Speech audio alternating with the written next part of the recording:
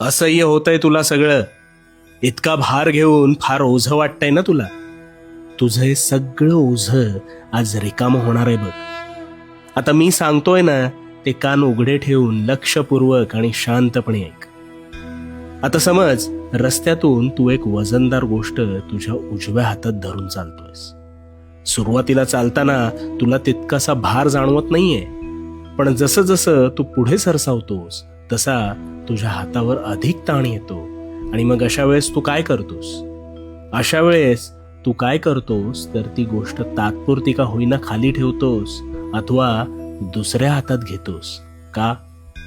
कारण भार झेपेनासा झाल्यावर त्यावर त्याच वेळी तू तत्परतेने मार्ग काढतोस आणि त्या हातावरचा भार टाळतोस.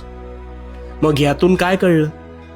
ज्यावेळी भार होतो असं वाटतं त्यावेळी त्याच वेळेस त्यावर तोडगा काढणं हे भाग असतं. आणि हो, भार हा शरीरावर आल्यावर तू झटकून काढतोस, पण मग मनाचं काय? मानसिक स्वास्थ्य तू तितकंसं गांभीर्याने घेत नाहीस आणि इथेच सगळी गफलत आहे.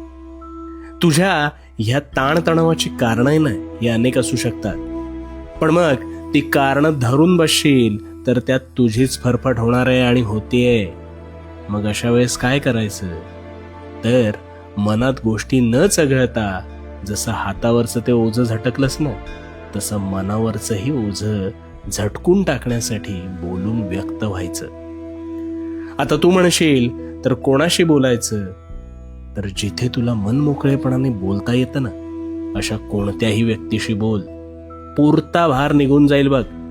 अथवा कोणालाच सांगायचं नसल्यास तुला ज्याचा त्रास होतोय ते तुझ्या दैनंदिनीत लिहून काढ. आता तू म्हणशील याने काय होणार आहे? अरे कुठेतरी का होईना व्यक्त झालास म्हणून हा भार जो आहे ना हा निश्चितच हलका होणार आहे. आणि तुझ्या तणावाचं जे रूपांतर आहे ते मानसिक विकारात न बदलता तू तुझ्याच प्रश्नातून इथे मोकळा होणार आहेस. चल चल सोडून दे आता तो भार आणि भिवू नकोस. मी तुझ्या पाठीशी आहे. भिवू नकोस, मी तुझ्या पाठीशी आहे.